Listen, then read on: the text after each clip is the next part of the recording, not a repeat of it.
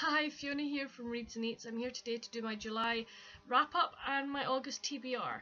This month I managed to read a total of 7 books, which I'm really pleased about. Some were Kindle books, some were book books, and there was one audiobook, so I'm really chuffed that I actually managed to get around to listening to my audiobook, which is nice. First book I read was H is for Hawk by Helen Macdonald. This story is about a lady who trains a hawk to help her get over the death of her father, which was an unexpected death, so that was sad.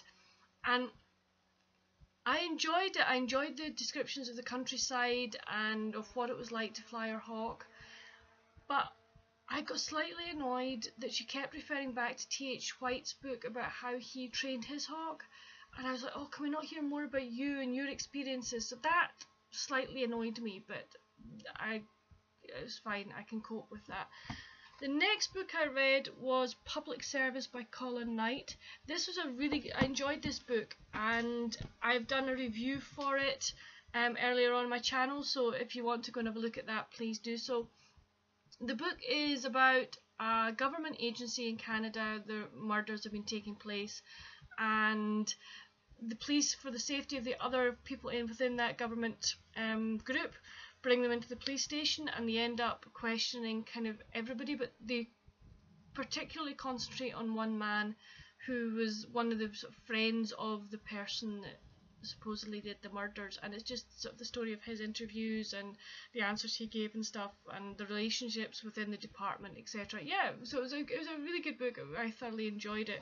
If I keep referring to the side, please forgive me. It's just that I have my little book diary here that I write all my books in that I've read, and I can't totally remember everything I've read this month. The next one was it was on my Kindle, Confessions of a Prayer Slacker by Diane Moody. I've read a couple of her books before and really enjoyed them, and this was the first kind of non-fiction book that I've read of hers. And as the title sort of says, it was to do with prayer and not being a very good person at praying and how you can make your prayer life better. I read it out of interest because I wanted to see how she sort of coped with that and what her suggestions were, having read her novella series, the Teacup novella series, and I enjoyed it. It was an interesting read, and it was one that if you like religion and if you like prayer, etc., then yeah, give it a go. It was a good read to read. The next one was The Highlander's Hope by Callie Mackay. Again, this was another Kindle book. This has archaeology in it, it has history in it, it's set in the Highlands, which I really liked because I used to live up there and I could picture the areas. Premise is that this researcher from Cambridge University has discovered where she thinks this necklace that belongs to the 1745 rebellion is possibly hidden. So she comes up to Scotland to see if the Laird will allow her to look through his archives, etc., to see if she can find out where this necklace is. There's some romance in it. There's an angry ex-boyfriend who is also a total and utter shit. And yeah, it's fun, and there's family dynamics, etc. in it. So yeah, I thoroughly enjoyed it, and I know there's a series, so I'll actually be reading more of it, so I look forward to that. The next one I read was Foretold by Thunder by E.M. Davey. I love this book. I seriously love this book. I have done a review for it, so if you look at my channel, you will find the review there. And it's all to do with archaeology, it's to do with adventure and history, and that's all I'm saying. The next one was my audiobook, and that was called 5B Poppy Lane by Debbie Maycomer.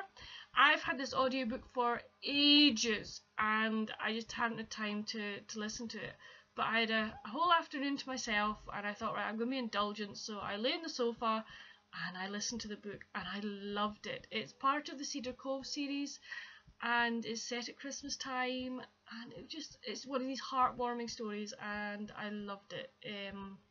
To do with a college student who writes a card to a soldier in Afghanistan and it's basically the story of their life, their romance together, and it was beautifully told. She doesn't believe in the Iraq War, she doesn't believe in war. He's a committed soldier. Are they going to get together? Are they not going to get together? How are they going to compromise, etc.? So thoroughly enjoyed it. And the last book I read was Cursed by Casey O'Donnell. This is first one in I think it's a trilogy, and it's to do with magic, to do with adventure. There's this girl is sent into the forest by her mother because their town is being rampaged by centaurs, and she makes it into the forest. She is saved from a centaur by an elf who takes her to sort of the king that he works for, and the king sends the girl and the elf and another elf out on a mission, and the story is of their adventure to get to where they were supposed to go and what happens to them on the way, the people they meet.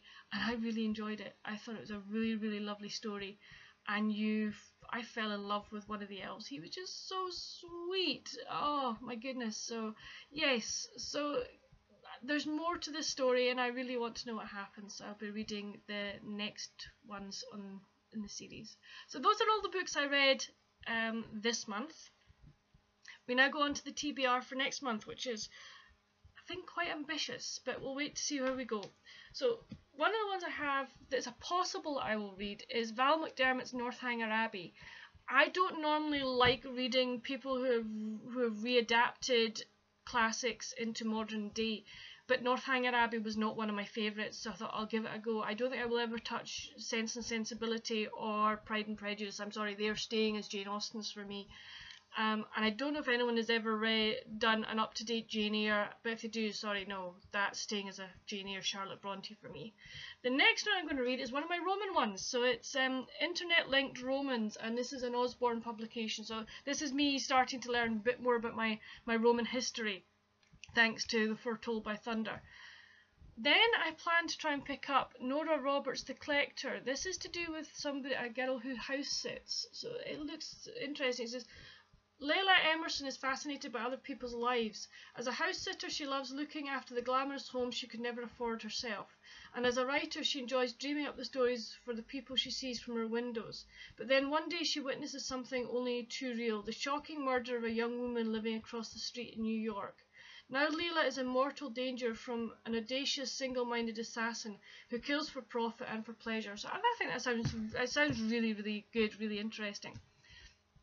One I know I have to read this month is Clockwork Angel and the Infernal Devices series by Cassandra Clare. I've been saying that I'm going to read this for a wee while. I've only actually got it this last month. My friend Amanda from Amanda Reads has been recommending it, so I'm going to definitely get around to reading that this month. Next one I'm going to try and read is Sapphire Blue by Kirsten Gier. I've read the first one in this series, Ruby Red, thoroughly enjoyed it, and I'm looking forward to finding out what happens next. And finally, on my ambitious TBR pile, Kathy Reich's Speaking in Bones. I love Temp Brennan, I love the Bones series, and this is the latest one, and I cannot wait to get to it. So I'm really looking forward to reading it. Please let me know if you've read any of the books that I plan to read down below. Comment on any of the books that I have read and what you think about them down below as well, please. Subscribe if you want, that'd be great. I'm always happy to have new subscribers. And hopefully I will see you soon with a new video. Take care, and until then, happy reading. Bye!